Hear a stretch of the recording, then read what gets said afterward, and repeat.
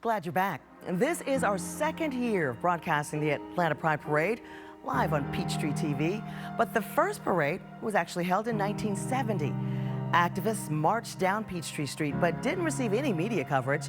Today, it's now a week-long celebration that's become one of the largest Pride festivals in the United States. Let's take a look back at its evolution. In the article that came out in the recent death of political trailblazer Richard Rhodes closes another chapter in Atlanta's LGBTQ history. During the AIDS crisis, Rhodes helped usher in a new wave of activism, says LGBTQ historian and longtime friend Dave Hayward.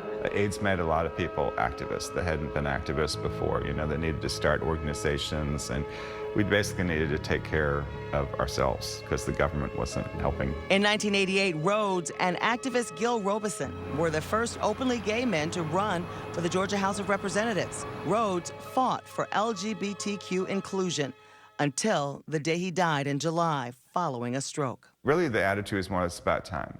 And up until then, we thought that no openly LGBT person could get elected. Both lost, but a more robust political social movement was underway. More than 300,000 people will attend this year's 49th Pride Festival, dancing and partying in rainbow tutus and boas, many unfamiliar with Pride's radical roots. The first Pride March in 1971 attracted only 125 people. The city refused to provide a parade permit, so it was called a march instead. We were in struggle for lesbian and gay rights. Longtime LGBTQ activist and parade organizer Maria Elena Dolan says political activism nationally was at a peak. The Vietnam War was unraveling, racial tension boiling, and the women's lib movement in full swing.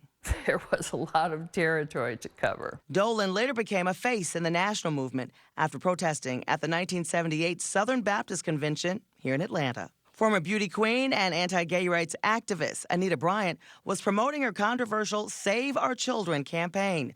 The national media picked up Dolan's speech. When I spoke at that demo, there was a really incredible rush because I stood up and said, I'm a defiant dyke. Organizations were forming, catering to sexual orientation, social justice, and identity politics.